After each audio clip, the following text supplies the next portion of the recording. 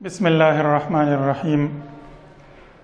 پچھلے لیکچر میں ہم گلیشیئر اور گلیشیئر کی عمل سے بننے والے نقوش اس کے بارے میں پڑھا تھا۔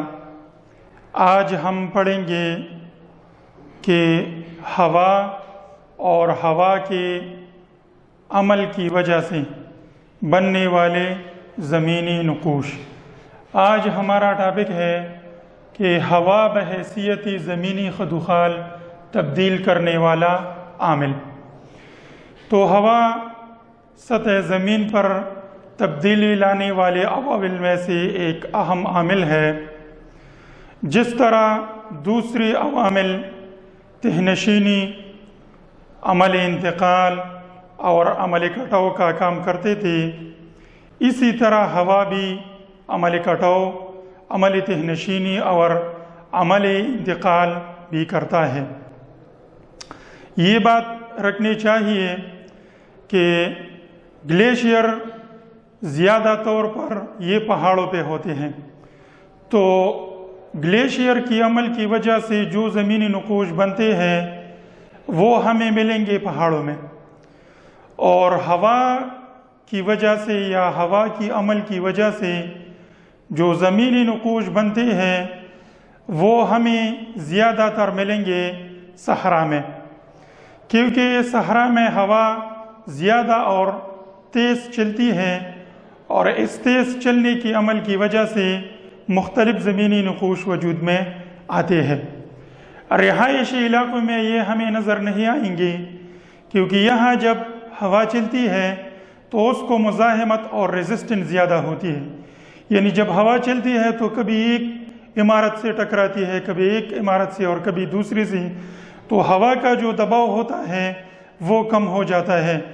اسی وجہ سے ہم کہتے ہیں کہ جو تبدیلیاں سطح زمین پر ہوا کی وجہ سے آتے ہیں یا جو زمینی نقوش بنتے ہیں وہ ہمیں زیادہ تر صحرا میں ملیں گے۔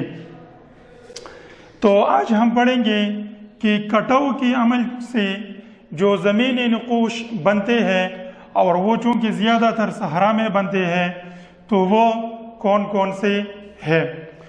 تو کٹاؤ کی عمل کی وجہ سے جو ہوا کی کٹاؤ کی عمل کی وجہ سے ہوتا ہے وہ ہمارے پاس تین طرح کے ہیں، جس میں سے نمبر 1 ہے خروج، نمبر 2 ہے کنبنما چٹانی، اور 3 نمبر ہے یارڈنگز۔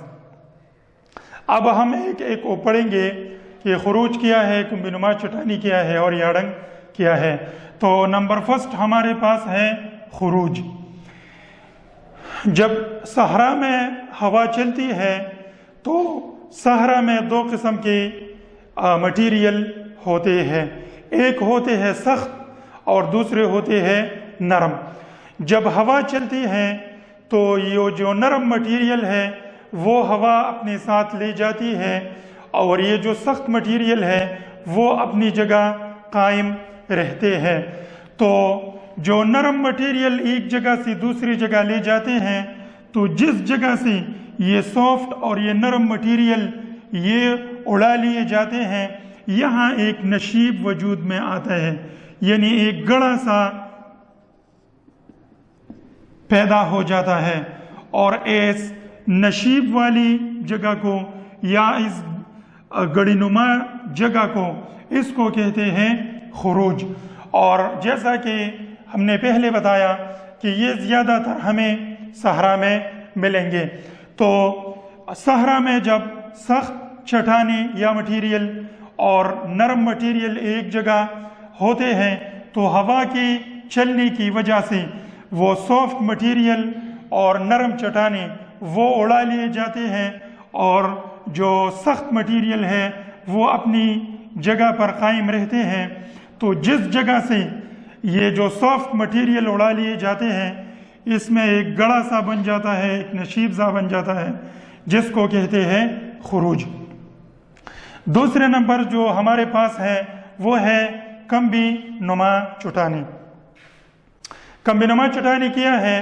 کبھی کبھار صحرا میں سخت اور نرم چٹانی ایک جگہ ہوتی ہے، جب ہوا چلتی ہے تو وہ جو سافٹ مٹیریل ہے اور جو نرم چٹانیں ہیں وہ اس کو اڑا لیے جاتے ہیں، اور جو سخت چٹانیں ہوتی ہیں وہ بالکل کنبے کی طرح، جس طرح مشروم ہوتے ہیں کنبے، یہ بالکل اسی کی شکل کی طرح اپنی جگہ پر قائم رہتے ہیں۔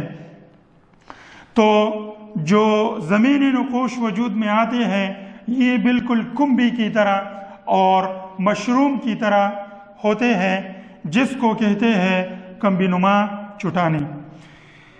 اور جیسا کہ میں نے بتایا کہ اس کو کنبی نما چٹانی اسی وجہ سے کہتے ہیں کہ یہ بالکل کنبے کی طرح یا مشروم کی طرح ہوتی ہیں، اسی وجہ سے اس کو کہتے ہیں کنبی نما چٹانی۔ آخر میں اور لفظ جو ہمارے پاس ہے وہ ہے یارڈنگز۔ یہ عمل یہ بالکل کنبی نما چٹانی کی طرح ہے، لیکن اس میں فرق صرف یہ ہے کہ جس طرف ہوا چلتی ہے یہ سخت اور سافٹ مٹیریل یہ بالکل ہوا کے متوازی ہوتے ہیں۔ جب ہوا چلتی ہے تو یہاں جو سافٹ مٹیریل ہے وہ ہوا اپنے ساتھ لے جاتا ہے، اور جو سخت مٹیریل یہاں جو باقی رہتے ہیں وہ اپنی جگہ پر قائم رہتے ہیں، اور یہ بالکل اسی طرح کے ہوتے ہیں، یعنی بالکل متوازی۔ تو ایسے سخت مٹیریل جو بالکل ہوا کی رفتار کے متوازی ہوتے ہیں، اور جہاں سے یہ سافٹ مٹیریل یہ ہوا اپنی ساتھ لے جاتا ہے، تو اس کو ہم کہتے ہیں یارڈنگز۔ یعنی جو سخت مٹیریل جو باقی رہتے ہیں وہ بالکل ہوا کی متوازی ہوتے ہیں اور پیرلل ہوتے ہیں، اسی وجہ سے اس کو کہتے ہیں یارڈنگز۔ تو یہ ہوا اور ہوا کے کٹاؤ کی وجہ سے زمین پر جو نقوش بنتے تھے، جو زمین کے خد و خال میں تبدیلی لاتے تھے، عملی کٹاؤ کی وجہ سے یہ 3 خد و خال اور زمینی نقوش بنتے ہیں: خروج، کنبی نما چٹانے، یارڈنگز۔ یہ جو 3 تھے یہ ہمیں زیادہ تر صحرا میں ملیں گے، جیسا کہ ہم نے پہلے بتایا کہ صحرا میں ہوا کا دباؤ زیادہ ہوتا ہے، اسی وجہ سے جو زمینی نقوش ہوتے ہیں وہ زیادہ تر صحرا میں ہوتے ہیں۔ آئندہ لیکچر میں انشاءاللہ عملی تہنشینی کے بارے میں پڑھیں گے۔ Thank you very much.